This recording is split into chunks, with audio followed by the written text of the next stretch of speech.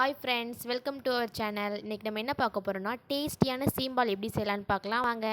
எனக்கு ஒரு 1/2 லிட்டர் அளவு சீம்பால் கிடச்சிருக்கு. அதை இப்போ ஸ்டவ்வை ஆன் பண்ணிவிட்டு அடிகனமாக உள்ள ஒரு பாத்திரத்தை வச்சுக்கிறோம். அதில் சீம்பாலை ஆட் பண்ணிவிட்டு நல்லா கிண்டிகிட்டே இருக்கணும்.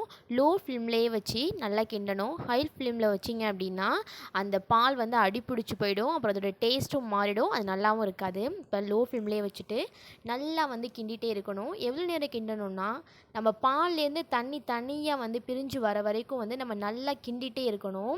இந்த சீம்பால் பார்த்திங்க அப்படின்னா ரொம்ப ஹெல்த்துக்கு ரொம்ப நல்லது.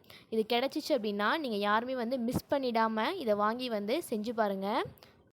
இப்போ நம்மளுக்கு அந்த பால்லேருந்து தண்ணி தனியாக பிரிஞ்சு வந்துருச்சு. நீங்கள் பார்த்தாலே நல்லா தெரியும். இந்த ஸ்டேஜில் நம்ம என்ன பண்ணணும் அப்படின்னா நம்மளுக்கு தேவையான அளவு நம்ம சுகரை ஆட் பண்ணணும். அதுக்கு முன்னாடி ஏலக்காவை நல்லா இடித்து வச்சுக்கணும்.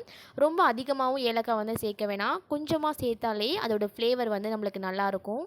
ரொம்ப அதிகமாக போட்டிங்க அப்படின்னா அந்த ஏலக்காயோட ஸ்மெல் சில பேருக்கு பிடிக்காது. அது அதிகமாக விரும்ப மாட்டாங்க. அதனால நம்மளுக்கு தேவையான அளவு ஏலக்காவை ஆட் பண்ணிக்கணும். இப்போ ஃபஸ்ட்டு சுகரை ஆட் பண்ணுறேன். அதே போல் சுகர் கம்மியாகவே நம்ம ஆட் பண்ணிக்கலாம். ரொம்ப அதிகமாக இருந்துச்சு அப்படின்னா அது ரொம்ப தித்திப்பாக இருக்க மாதிரி இருக்கும். அதையும் நம்ம கம்மியாகவே ஆட் பண்ணிப்போம். இப்போ அடுத்து ஏலக்காவை ஆட் பண்ணிக்கிறேன். இப்போ என்ன பண்ணணும் அப்படின்னா ரெண்டையும் நல்லா மிக்ஸ் பண்ணி விடலாம். இன்னுமே பார்த்திங்க அப்படின்னா அதில் தண்ணி இருக்கும். அந்த தண்ணியும் ஃபுல்லாக வற்றுற வரைக்கும் நம்ம என்ன பண்ணணும் அப்படின்னா நல்லா கிண்டிகிட்டே இருக்கணும். அப்போ தான் நம்மளுக்கு அந்த சீம்பாலோட அந்த ஃப்ளேவர் நம்மளுக்கு நல்லா வரும்.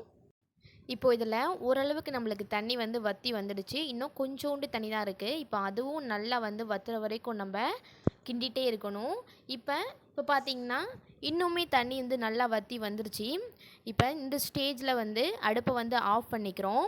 ஆஃப் பண்ணிவிட்டு அது கொஞ்சம் நேரம் ஆற விட்டதுக்கப்புறம் நம்ம எடுத்து சாப்பிட்டோன்னா அவ்வளோ டேஸ்டியாக இருக்கும்.